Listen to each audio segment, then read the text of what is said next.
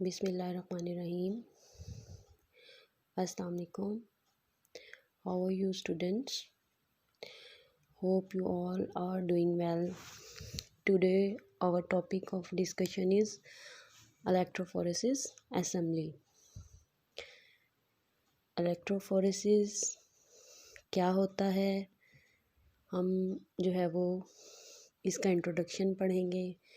Principal क्या है, ये किस प्रिंसिपल पे काम करता है, इसकी टाइप्स इम्पॉर्टेंट है, लेकिन चूँकि हमें जो है वो अपने प्रैक्टिकल कंटेंट को, प्रैक्टिकल टॉपिक को कवर करना है, तो हम टाइप्स पे ज़्यादा फोकस नहीं करेंगे।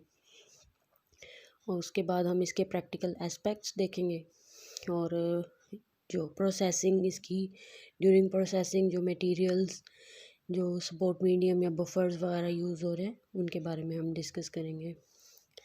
ठीक है, तो इंट्रोडक्शन से स्टार्ट करते हैं। Ernie Tesselus in 1937 invented the technique of electrophoresis। ठीक है, ये साइंटिस्ट था जिसने फर्स्ट टाइम जो है वो 1937 में इलेक्ट्रोफोरेसिस की टेक्निक को इन्वेंट किया। इलेक्ट्रोफोरेसिस क्या है, मैं आपको बहुत ही सिंपल और ईजीएस्ट वे में समझाऊंगी, बिकॉज़ आप सबके लिए ये जो है वो न्यू है टेक्निक। तो बेसिकली हमारा पर्पस जो है, हमने फोकस करना है अपने इंस्ट्रूमेंटेशन पे। ठीक है, तो हम जो है वो इसका इंट्रोडक्शन ब्रीफली डिस्कस करेंगे। इलेक्ट्रोफोरेसिस हमारे पास होता क्या है, कहता है कि it is a common technique used in biochemistry, biotechnology lab. क्या करती है ये टेक्निक? ये टेक्निक करती है separation and identification of biological samples. यानी लैब में आपके पास जो भी बायोलॉजिकल सैम्पल्स आते हैं, बायोलॉजिकल सैम्पल्स किसको कहते हैं? पेशेंट सैम्पल्स को। ठीक है, तो ये इलेक्ट्रोफोरेसिस जो है वो इंस्ट्रूमेंट हमारे पास वो क्या करता है, सेपरेट करता है बायोलॉजिकल सैम्पल्स को, जो लैब में हमारे पास क्या करते हैं, रिसीव होते हैं। ठीक है, तो इसके कह रहा है कि it is mainly used for separation of nucleic acids, proteins, peptides etcetera. ठीक है, तो ये इन चीज़ों को जो है वो, यानी डीएनए और आरएनए जो हमारे पास होते हैं सैम्पलिंग, तो उनको ये सेपरेट करता है। For example, if we place a sample which is a mixture of cation and anion. अच्छा, ये नीचे एक फिगर दी हुई है। ठीक है, इसके बारे में मैं आप लोगों को एक्सप्लेन करूँगी। तो इलेक्ट्रोफोरेसिस की डेफिनेशन देख लेते हैं पहले। Electrophoresis can be defined as migration of charge particles through a medium under the influence of electric field. ठीक है, इलेक्ट्रोफोरेसिस जो है वो टू वर्ड्स का कॉम्बिनेशन है। इलेक्ट्रो वर्ड आ रहा है हमारे पास इलेक्ट्रिक से, यानी करंट से, और फोरेसिस का मतलब है कि मूविंग या माइग्रेशन। ठीक है, तो हमारे पास एक ऐसा इंस्ट्रूमेंट है इलेक्ट्रोफोरेसिस असेंबली, जिसमें हमने चार्ज टू मैस रेशो, यानी हमारा जो सैंपल होगा उसके ऊपर जो चार्ज होगा, आइदर वो पॉजिटिवली चार्ज है या नेगेटिवली चार्ज है, उसकी बेस पे और उस मॉलिक्यूल की या उस सैंपल के साइज़ की बेस पर जो है वो ये टेक्निक क्या करती है, उनको सेपरेट करती है। अब ये मैंने बहुत ईजीएस्ट वे में जो है वो एक्सप्लेन कर दिया। आई होप आप लोगों को समझ आया होगा। ठीक है, तो मॉलिक्यूल्स या पार्टिकल्स जो हैं विद नेट पॉजिटिव चार्ज, जिनको हम कैटाइंस कहते हैं, मूव टूवर्ड्स द कैथोड। ठीक है, ये हमेशा जो है वो आपको पता है कि पॉजिटिवली चार्ज जो होते हैं वो नेगेटिव की तरफ जाते हैं, और नेगेटिवली चार्ज जो है वो पॉजिटिव की तरफ जाते हैं, बिकॉज़ ये ऑपोजिट डायरेक्शन में मूव करते हैं। ठीक है, तो while those with net negative charge, यानी जो एनाइंस हैं वो माइग्रेट करेंगे किधर, एनोड की तरफ। तो ये एक छोटी सी फिगर है, इसमें आप लोग देखो कि जो ब्लू कलर का साइन है ठीक है, वो है हमारे पास पॉजिटिवली चार्ज, जिनको हम कैटाइंस बोलते हैं। ठीक है, उसके बाद ये जो पिंकिश पर्पल सा कलर है, ये हमारे पास क्या है, एनाइंस हैं, यानी नेगेटिवली चार्ज हैं। ये पार्टिकल्स हैं, मॉलिक्यूल्स हैं जो हमारे सैंपल्स में मौजूद हैं। ठीक है, जिनको हमने इन्वेस्टिगेट करना है। और सेंटर में आप देख रहे हैं कि ग्रीन कलर के मॉलिक्यूल्स पड़े हैं, तो यहाँ हैं ये ग्रीन कलर के मॉलिक्यूल जो हैं वो ये न्यूट्रल आयंस हैं। ठीक है, होगा क्या कि जब हम मीडियम में या इलेक्ट्रोफोरेसिस जो इंस्ट्रूमेंट है हमारे पास, उसके अंदर जब हम कोई जो है वो क्या करेंगे, प्लेस करेंगे सैंपल, ठीक है, जो कि मिक्सचर होगा किस चीज़ का, कैटाइंस का भी और एनाइंस का भी, यानी उसके अंदर नेगेटिव पार्टिकल्स भी होंगे और पॉजिटिव पार्टिकल्स भी होंगे, और थर्ड वन कौन से होंगे, न्यूट्रल। ठीक है, न्यूट्रल कौन से होते हैं, जिनके ऊपर कोई भी चार्ज नहीं होता। तो जब हम इस इंस्ट्रूमेंट को इलेक्ट्रिसिटी सप्लाई देंगे, इलेक्ट्रिक करंट प्रोवाइड करेंगे, तो क्या होगा, जो पॉजिटिव चार्ज होंगे वो नेगेटिव कैथोड की तरफ मूव कर जाएंगे, और जो नेगेटिव होंगे वो किसकी तरफ मूव कर जाएंगे, पॉजिटिव कैथोड की तरफ। तो ये बीच में जो आपको ग्रीन कलर के नज़र आ रहे हैं पार्टिकल्स, ये क्या है, न्यूट्रल आयन है, इनके ऊपर कोई भी चार्ज नहीं है, तो ये एज इट इज़ जो हैं वो अपनी पोजीशन पे पड़े रहेंगे। ठीक है, उसके बाद जो है वो हम डिस्कस करेंगे। अच्छा, मैं थोड़ा सा आपको बताऊं कि जो डीएनए और आरएनए हमारे पास होता है यूजुअली, ठीक है, तो ये मॉलिक्यूल्स जो होते हैं, जो डीएनए और आरएनए के हमारे पास सैंपल्स आते हैं, लाइक पीसीआर प्रोडक्ट्स जो होती हैं, ठीक है, तो ये यूजुअली क्या है, नेगेटिवली चार्ज होते हैं।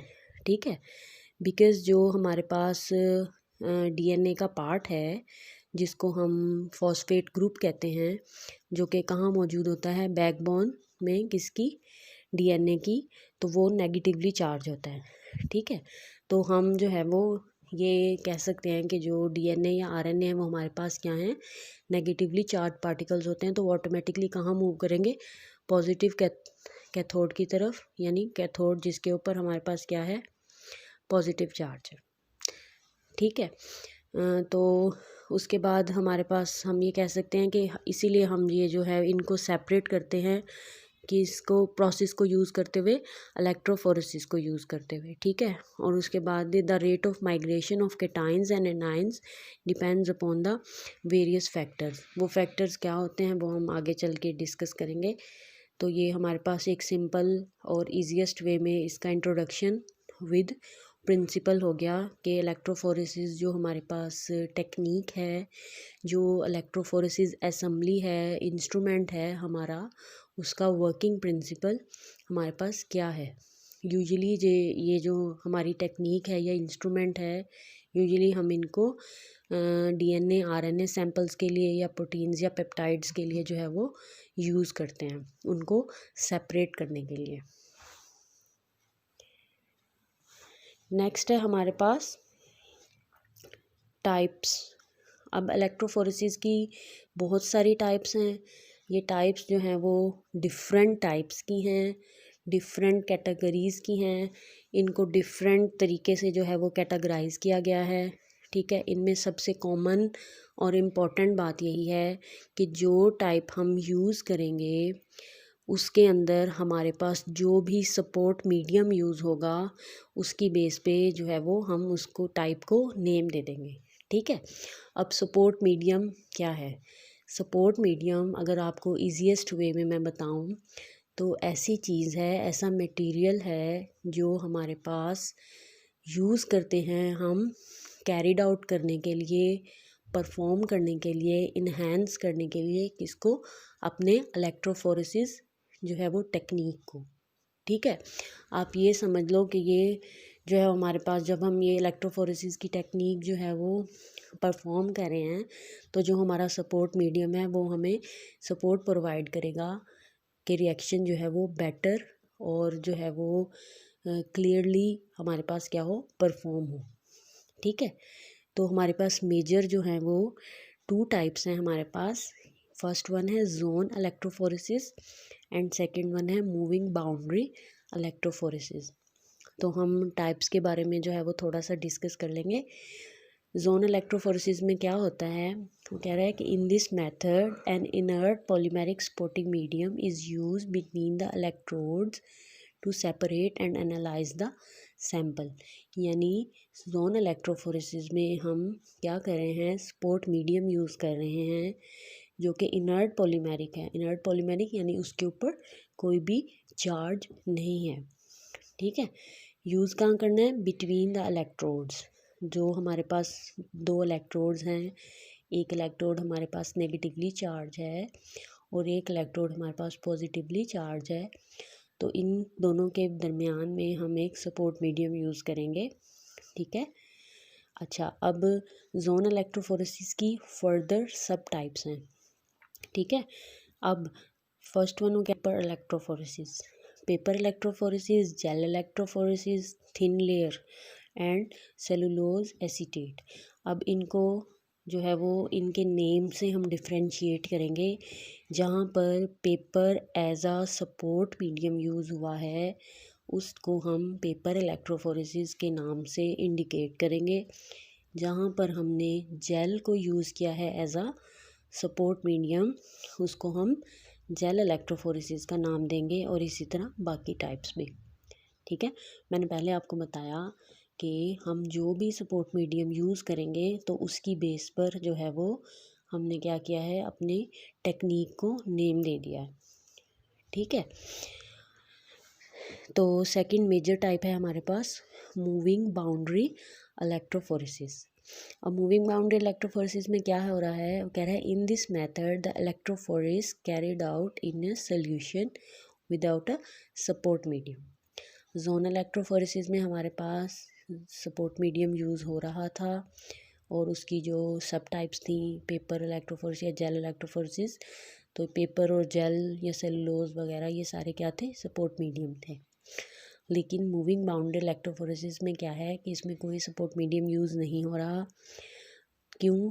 क्योंकि हमने सैंपल को ही डिज़ोल्व कर दिया है बफर के अंदर, यानी वहाँ पर बफर हमने as a support medium use कर लिया। कोई एक्स्ट्रा से लाइक कोई जेल या कोई पेपर जो है वो हमें ऐड अप करने की ज़रूरत नहीं पड़ी, ठीक है। तो इसकी भी सब टाइप्स हैं, जिसमें हमारे पास है कैपिलरी इलेक्ट्रोफोरेसिस, आइसोटेकोफोरेसिस, आइसोइलेक्ट्रिक फोकसिंग और इम्यूनो इलेक्ट्रोफोरेसिस। तो ये इसकी मेजर जो हैं वो इलेक्ट्रोफोरेसिस की टाइप्स हैं। इलेक्ट्रोफोरेसिस की टाइप्स इम्पॉर्टेंट हैं, लेकिन यहाँ पर हम इनके बारे में इतना ही डिस्कस करेंगे बिकॉज हमने इसको प्रैक्टिकल एस्पेक्ट्स जो है वो लर्न करना है, ठीक है। नेक्स्ट है हमारे पास इलेक्ट्रोफोरेसिस इंस्ट्रूमेंट, ठीक है। तो हमारी जो है वो मेन फोकसिंग जो है वो इंस्ट्रूमेंट पे ही है, ठीक है। ये जो हमारे पास इलेक्ट्रोफोरेसिस क्या है कि most commonly technique used in, अच्छा हमारे पास जो आजकल लैब्स में मोस्टली जो टेक्निक या जो टाइप यूज़ हो रही है वो हमारे पास ज़्यादातर क्या हो रही है, जेल इलेक्ट्रोफोरेसिस, ठीक है। जहाँ पर हम जो है वो जेल को as a supporting medium use करके जो है वो हम अपना जो है वो टेक्निक परफॉर्म करते हैं।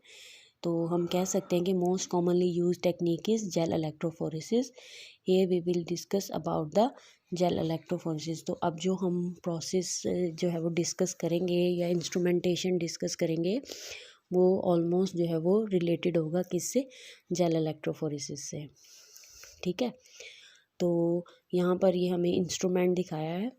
आप देखें कि एक साइड पे हमारे पास क्या है, कैथोड है। ये आप कह सकते हो कि ये हमारे पास इलेक्ट्रोफोरेसिस की ब्लॉक डायग्राम है, जहाँ पर उसने इंस्ट्रूमेंटेशन को जो है वो उसके पार्ट्स को मेंशन कर दिया है, ठीक है।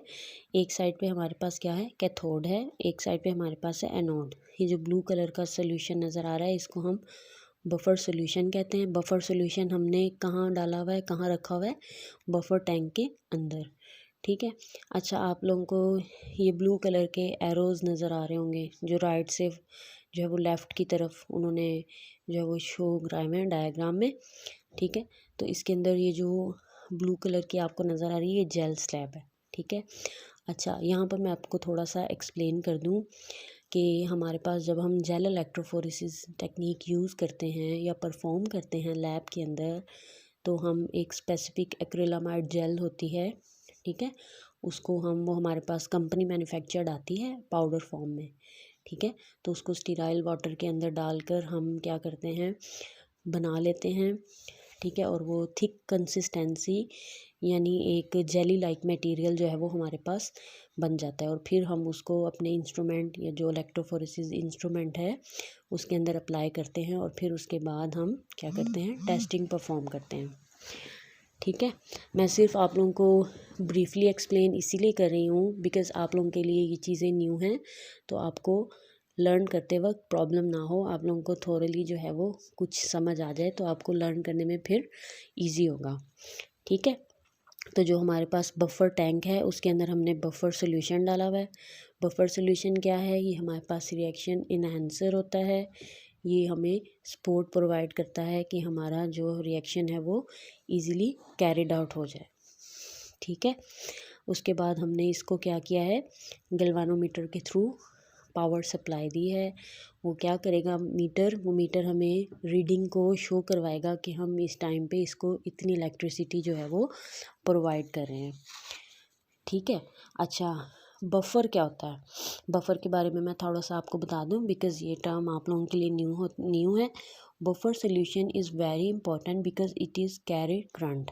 अच्छा, अब होता क्या है कि जब हम इलेक्ट्रोफोरेसिस में जो है वो उसको इलेक्ट्रिसिटी सप्लाई देते हैं, तो बफ़र सोल्यूशन ऐसा सोल्यूशन है कि जो उस करंट को कैरी करता है, and it maintains the sample solution. अच्छा, उसके बाद इसमें होता क्या है, हमारे पास ये प्लेन वाटर होता है, ठीक है, और प्योर वाटर होता है, कैन नॉट बी यूज। अच्छा, यहाँ पे वो एक्सप्लेन मैं आपको ये बताना चाह रही हूँ कि अब बफ़र सॉल्यूशन हम यूज़ करेंगे क्योंकि ये क्या करता है, कैरी करता है वाटर को। अब यहाँ पे एक क्वेश्चन आता है कि बफ़र सॉल्यूशन जो है वो हमने यूज़ किया क्योंकि ये हमें सपोर्ट प्रोवाइड करता है किस चीज़ की, इलेक्ट्रिसिटी की, लेकिन हम यहाँ पर जो है वो प्लेन वाटर या प्योर वाटर भी यूज़ कर सकते हैं, लेकिन हम नहीं करते, क्यों, क्योंकि it can not carry the current. जो हमारे पास प्लेन वाटर है या प्योर वाटर है वो करंट को कैरी नहीं कर पाता, ठीक है। अच्छा, उसके बाद उसने बताया कि एनोड और कैथोड जो है वो हमारे पास इमर्स्ड हैं यानी डूबे हुए हैं इन बफर सोल्यूशन में in a separate tank and connected with the power supply, और ये किसके साथ कनेक्टेड हैं, पावर सप्लाई के साथ, ठीक है।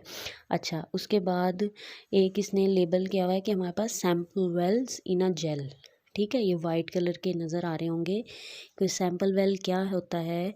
इसमें हमारे पास जो फर्स्ट वेल होता है, यानी वेल मैं बोल रही हूँ एक तरह से एक सुराख बना हुआ होता है, ठीक है। तो उस सुराख के अंदर हम क्या डालेंगे, अपना रिक्वायर्ड सैंपल डालेंगे जिसके ऊपर हमने क्या परफॉर्म करना है, इलेक्ट्रोफोरेसिस टेक्निक परफॉर्म करनी है, ठीक है। तो फर्स्ट वेल में हमने सबसे पहले एक स्टैंडर्ड सोल्यूशन डाल देना होता है। स्टैंडर्ड सोल्यूशन मैंने आपको बताया है कि हमारे पास एक नॉन वैल्यू का एक सैंपल होता है जिसकी वैल्यू हमें ऑलरेडी नोन होती है, ताकि हम जब एक पेशेंट सैंपल जो कि हमारे लिए अननोन है तो उसको वैलिडेट कर पाए कि उसके सही रिज़ल्ट दे रहा है या नहीं, तो हम उसको अपने स्टैंडर्ड के साथ कंपेयर कर लेते हैं, ठीक है। तो नेक्स्ट सैंपल वेल के अंदर जो है वो हम अपना पेशेंट सैंपल डालेंगे। होगा क्या कि जब हम उसको करंट अप्लाई करेंगे तो स्टैंडर्ड सैंपल जो है वो माइग्रेट करेगा जेल के अंदर, और हम कंपेयर कर लेंगे अपने पेशेंट सैंपल्स को किस के साथ, स्टैंडर्ड के साथ, ठीक है। और जो है वो ये सारा कहाँ हो रहा है कि ये जो जोन बना हुआ है, ये जो जेल स्लैब बना हुआ है, इसके अंदर ये सारा प्रोसेस जो है वो परफॉर्म हो रहा है। तो ये हमारे पास हम कह सकते हैं कि this is overall electrophoresis instrument या इलेक्ट्रोफोरेसिस टेक्निक, ठीक है। अगर आप लोगों को ये समझ आ गया तो आपको पूरा टॉपिक जो है वो समझ आ जाएगा कि हमारे पास इलेक्ट्रोफोरेसिस असेंबली होती क्या है, ठीक है। नेक्स्ट उसने जो है वो इंस्ट्रूमेंट की डायग्राम जो है वो क्लियरली दिखा दिया है कि लैब में हमारे पास इस तरह का इंस्ट्रूमेंट होता है। मैंने वैसे काफ़ी ट्राई किया है कि आप लोगों को फ़िज़िकल लेक्चर्स नहीं हो रहे, मतलब लैब में आप लोग नहीं आ रहे, तो मैं प्रेजेंटेशन में ही जो है वो अच्छा मटेरियल ऐड कर दूं ताकि आप लोगों को कुछ जो है वो समझ आए, कुछ नो हाउ हो कि एक्चुअली इंस्ट्रूमेंट दिखता कैसे है, होता कैसे है। ठीक है, तो ये लैब में हमारे पास जो हम इलेक्ट्रोफोरेसिस असेंबली जो इंस्ट्रूमेंट यूज़ करते हैं वो एक्चुअली इस शक्ल का होता है। हमारे पास उसके पास एक पावर सप्लाई होती है। ठीक है, उसके बाद सैंपल वेल्स होते हैं। ठीक है, जो जेल के अंदर क्या होते हैं, इमर्स्ड होते हैं। ठीक है, उसके बाद एक बफर टैंक होता है। बफर टैंक के अंदर हमारे पास क्या है, बफर सॉल्यूशन है। बफर मैंने अभी बताया क्या होता है। बफर वो होता है कि जो हमारे पास करंट को कैरी करता है। ठीक है, और उस टैंक के अंदर हमने क्या डाला हुआ होता है, बफर सॉल्यूशन डाला हुआ होता है। ठीक है, उसके बाद हमारे पास क्या होता है, एक एनोड होता है और एक कैथोड होता है जो कि कनेक्टेड होते हैं विद द पावर सप्लाई।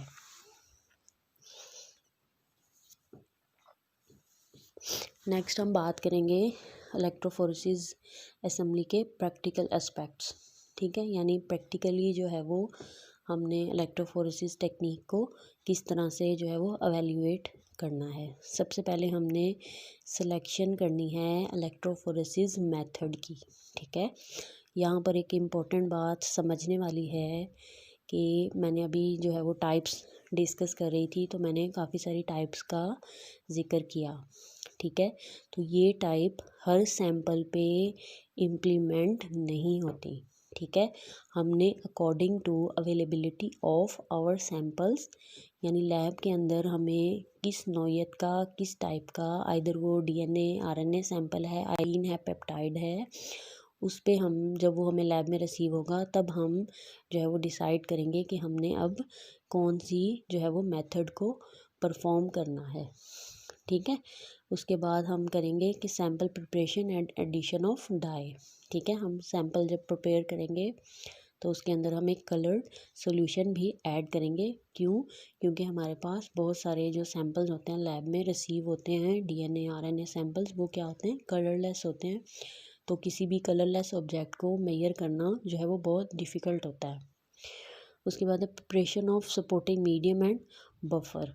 उसके बाद हमने देखना है कि हम अपना बफर सॉल्यूशन कैसे बनाएंगे और हमारा जो सपोर्ट मीडियम है वो क्या है।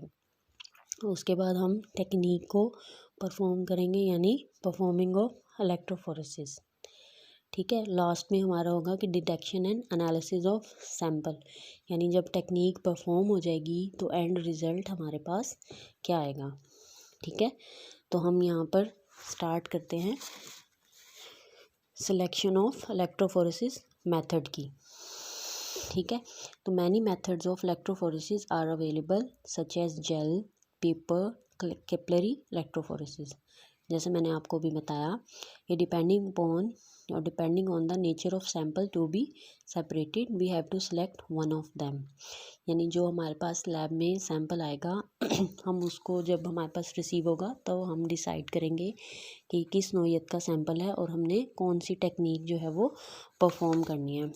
ठीक है, वो कह रहा है कि agarose gel electrophoresis often used for separation of DNA and RNA. ठीक है, मैंने आपको पहले भी बताया था कि जेल इलेक्ट्रोफोरेसिस में जो हम एग्रोस जेल यूज़ करते हैं। ठीक है, वो जेल का नाम है एग्रोस एक्रिलामाइड या एग्रोस जेल।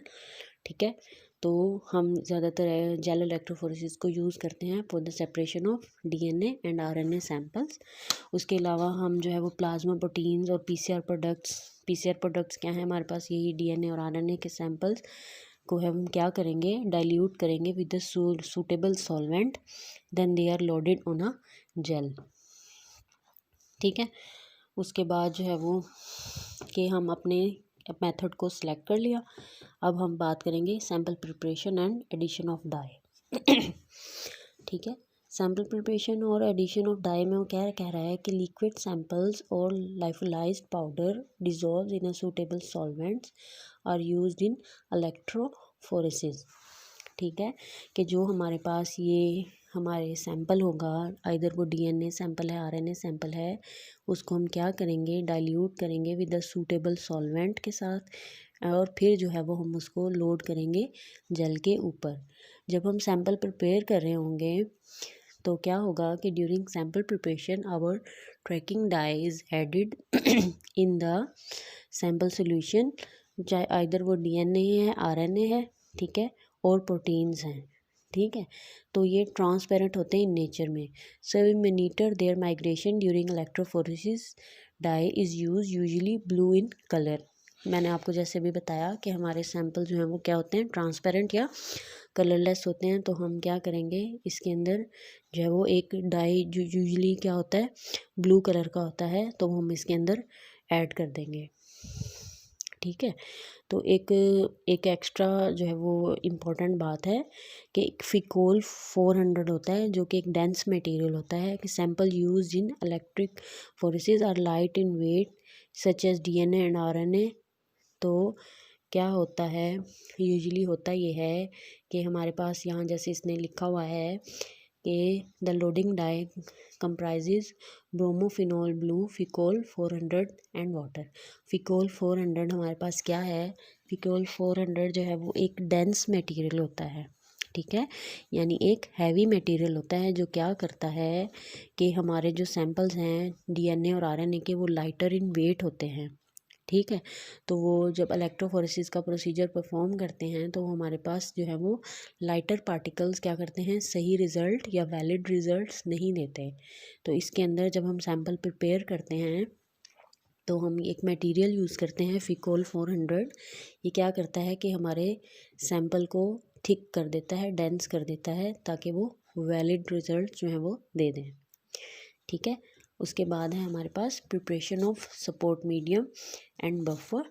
सपोर्ट मीडियम हमारे पास क्या है, सपोर्ट मीडियम ये है कि if we are performing zone electrophoresis then support medium is required.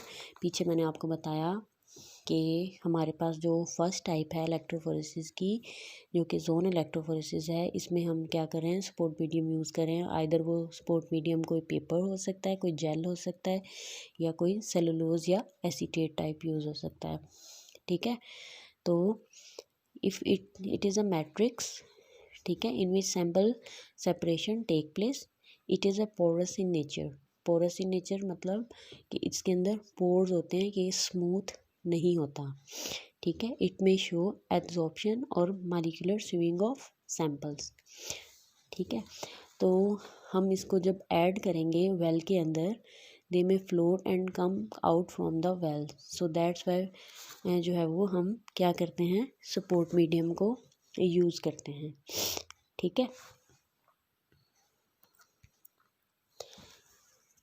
तो अब इसने जो है वो कुछ सपोर्ट मीडियम के जो है वो नेम मेंशन कर दिए हैं, जैसे पेपर है हमारे पास, स्टार्च है, एगरोज है, एक्रिलामाइड जेल है, एल्यूमिना है, सिलिका। तो ये उनकी जो है वो सपोर्ट मीडियम की एग्जांपल्स हो सकते हैं, ठीक है।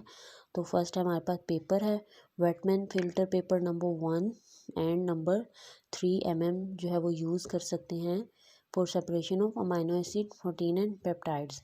तो ये MCQs के पॉइंट ऑफ व्यू से या SCQs के पॉइंट ऑफ व्यू से जो है वो इम्पोर्टेंट बातें जो है वो उसने कुछ डिस्कस की हैं, ठीक है। उसके बाद हम स्टार्च यूज़ कर सकते हैं। स्टार्च क्या है, it is use for the separation of macro molecules on the basis of charge and molecular size, ठीक है। मैक्रो मॉलिक्यूल हमारे पास क्या है, मैक्रो मॉलिक्यूल हमारे पास मॉलिक्यूल जो है वो लार्जर इन साइज़ होते हैं, तो उनके लिए हम जो है वो स्टार्च को as a support medium use करते हैं, ठीक है। उसके बाद हम सेलुलोज एसीटेट को as a support medium use कर सकते हैं। It is made by treating cellulose with acetic anhydride. Dry membrane of cellulose acetate is not use, it should be soaked in a buffer to soften them before use. तो वो यहाँ कह रहा है कि हम सेलुलोज एसीटेट को dry form में यूज़ नहीं कर सकते। ड्राई फॉर्म में यूज़ क्यों नहीं कर सकते, इसलिए कि वो जो है वो हमारे पास सैंपल जो हमारे पास अवेलेबल होगा वो उसके ऊपर ड्राई होकर स्टिक हो जाएगा, तो वो ठीक रिजल्ट्स नहीं देगा। इसलिए जब हम इसको सेलुलोज एसीटेट को एज अ मेम्ब्रेन या सपोर्ट मीडियम यूज़ करेंगे तो हम इसको सॉक कर लेंगे ताकि वो किसके अंदर, बफर के अंदर, ताकि वो सॉफ्ट हो जाए। ठीक है। उसके बाद अच्छा यहाँ पर एक बात मैं डिस्कस करना चाहूँगी कि पेपर से रेलिवेंट और स्टार से रेलिवेंट, कि अगर हम पेपर और स्टार्स को यूज़ करते हैं, यूजुअली मैंने आपको बताया कि हमारे पास जो आजकल कॉमन टेक्निक और जो है वो यूजुअली जो टेक्निक यूज़ हो रही है वो जेल को as a support medium use करते हुए हो रही है। ठीक है। तो पेपर और स्टार्च का यूज़ करने का एज अ सपोर्ट मीडियम कोई ड्रॉबैक हो सकता है? ड्रॉबैक क्या हो सकता है कि the drawback of using paper is shown at absorption of sample on it as well as less amount of sample is used। ठीक है। यानी अगर हम पेपर को as a support medium use करेंगे तो उसका ड्रॉबैक या उसका नुकसान हमारे पास क्या हो सकता है कि ये एड्जॉर्प्शन शो करवाएगा। ठीक है। और हमारे पास ये less amount of sample use करेगा और हमें वैलिड रिजल्ट्स नहीं देगा। उसके बाद स्टार्च का क्या ड्रॉबैक हो सकता है कि when starch is used gel is prepared in a particular buffer from that the solution gel slab is prepared and that gel slab used in electrophoresis. तो ये कुछ जो है वो हमारे पास ड्रॉबैक्स हो सकते हैं। ठीक है। तो इसलिए जो है वो हमने ज़्यादातर ये टेक्निक या सपोर्ट मीडियम हमारे पास जो है वो जेल को यूज़ करने का है। नेक्स्ट है हमारे पास एगरोज। एगरोज क्या है कि agarose jail is used for preparation of serum, urine, CSF protein and isoenzyme. A separation is based on charge to mass ratio of sample particles। अच्छा, हम बार बार एक बात करें कि चार्ज टू मैस रेशियो, तो चार्ज टू मैस रेशियो का क्या मतलब है? यानी जो भी हमारे पास मॉलिक्यूल या मटेरियल या पार्टिकल मौजूद है कहाँ पर, पेशेंट सैंपल के अंदर, तो उसके ऊपर जो चार्ज है आइदर वो पॉजिटिवली चार्ज है या नेगेटिवली चार्ज है, और उस पार्टिकल का या मॉलिक्यूल का जो साइज़ है। ठीक है। तो इन दोनों चीज़ों को, किसको, चार्ज को और उसके साइज़ को, इन्हीं चीज़ों को जो है वो हमने इन्हीं की बेस पे सेपरेट करना है अपनी इस इलेक्ट्रोफोरेसिस की टेक्निक में। तो agarose is use in 1% and 2% gel. In 1% agarose gel pore size is large, in 2% agarose gel pore size is small. ठीक है। तो जो हमारे पास 1% एग्रोज जेल है उसका पोर साइज़ क्या है, यानी जो उसको पोर करेगा, जो उसको स्टेन करेगा वो लार्ज है, लेकिन जो 2% एग्रोज जेल है उसका पोर साइज़ क्या है, स्मॉल है। तो इसका क्या मतलब हुआ कि अगर किसी का पोर साइज़ स्मॉल है या लार्ज है, तो लार्ज जगह होगा तो वो मैक्रोमोलिक्यूल्स को भी जो है वो हमारे पास परफॉर्म करवाएगा, और जिसका पोर साइज स्मॉल है तो वो बहुत स्मॉलेस्ट पार्टिकल को भी जो है वो क्या करेगा, मेजर कर लेगा, इग्नोर नहीं होने देगा। By using agarose gel separation of protein occurs on into only 5 fractions. ठीक है। Albumin, alpha 1, alpha 2, beta and gamma globulin. उसके बाद है हमारे पास पॉलीएक्रिलामाइड जेल, जिसको हम PAGE भी कहते हैं। Polyacrylamide is cross-linked polymer formed by polymerization of acrylamide. It is chemically inert। ठीक है। Gel with low percentage of polyacrylamide will have large pore size and gel with high percentage of polyacrylamide will have small pore size। ठीक है।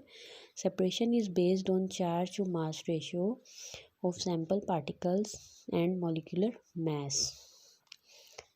ठीक है। Next हम बात करेंगे, इसी को कंटिन्यू करेंगे, PAGE को।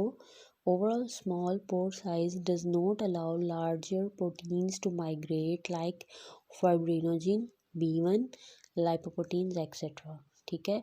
अगर उस जेल का पोर साइज स्मॉल होगा तो वो मैक्रोमोलिक्यूल्स को जो है वो क्या करेगा, माइग्रेट नहीं होने देगा। ठीक है। The protein separation can occur in 20 fractions। Large amount of sample can be loaded in a single sample well। यानी हमारे पास जो है वो एक अगर स्मॉल वेल है सैंपल के लिए, तो उसके अंदर हम लार्ज अमाउंट ऑफ सैंपल जो है वो यूज़ कर सकते हैं।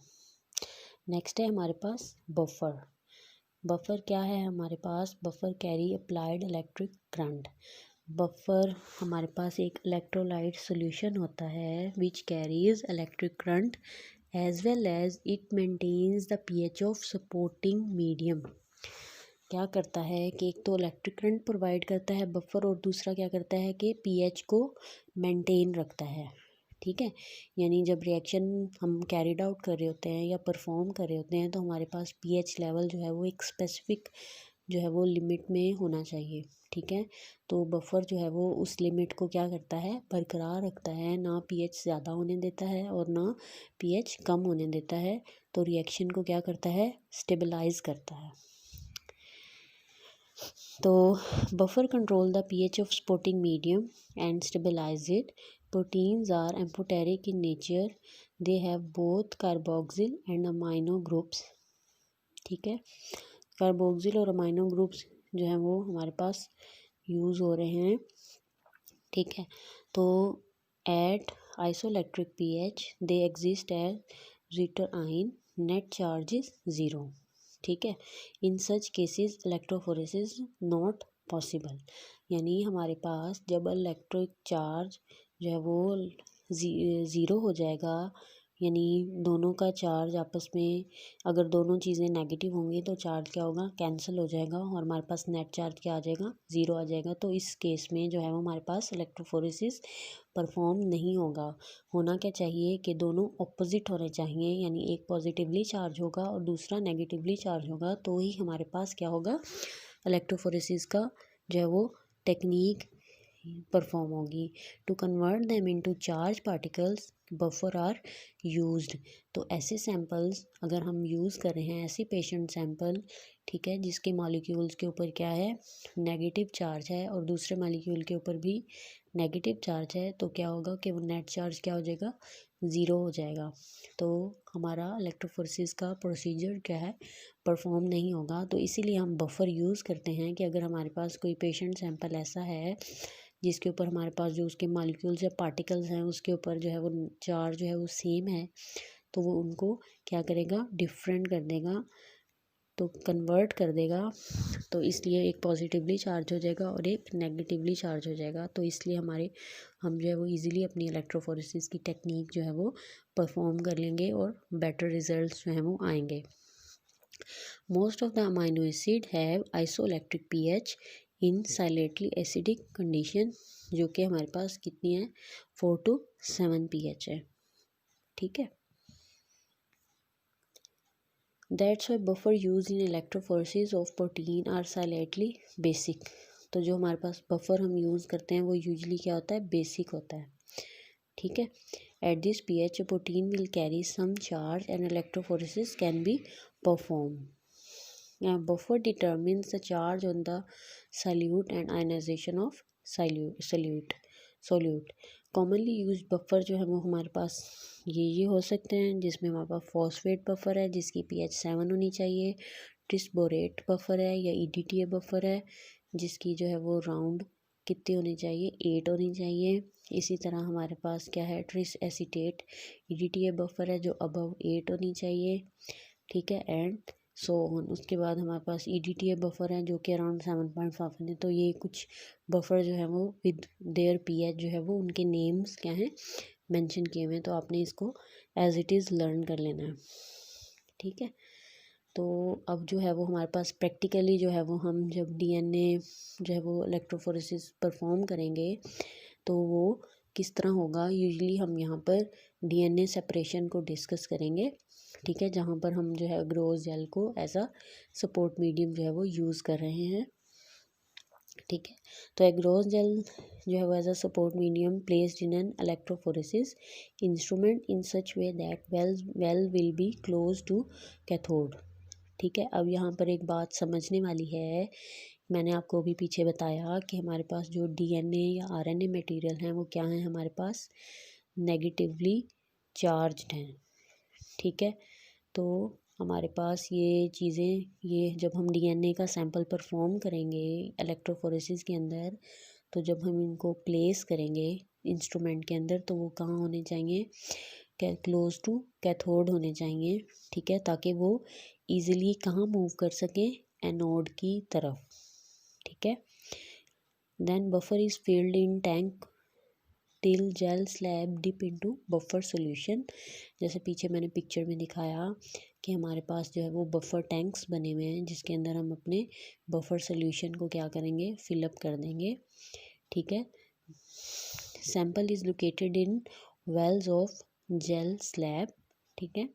इन first well standard is loaded and safety cover is placed. ठीक है। Electrodes are attach to the power supply battery and voltage is set between 80 to 150 volts।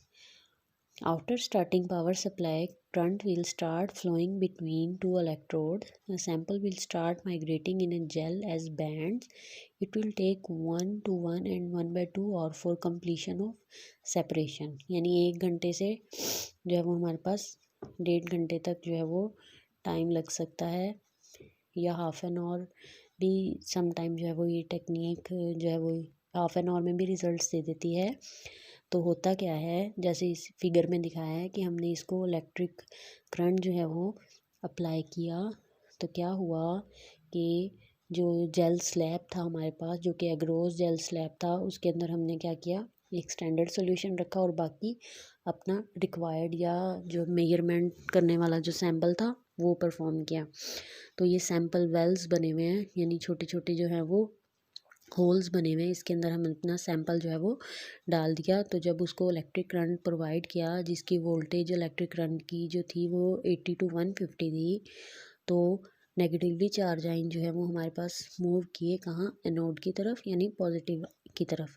तो ये ब्लू कलर के जो दिखाए हैं, तो ये सेपरेट बैंड जो है वो हमारे पास यानी सैंपल ने जो है वो शो करवा दिए। ठीक है। नेक्स्ट है detection and analysis of sample. अब हुआ क्या, हुआ ये कि जब ये टेक्निक हमने परफॉर्म कर दी और एंड रिज़ल्ट हमारे पास क्या आया कि ये अभी दिखाया कि ये ब्लू कलर के क्या हुआ, सैंपल बैंड्स बन गए। ठीक है।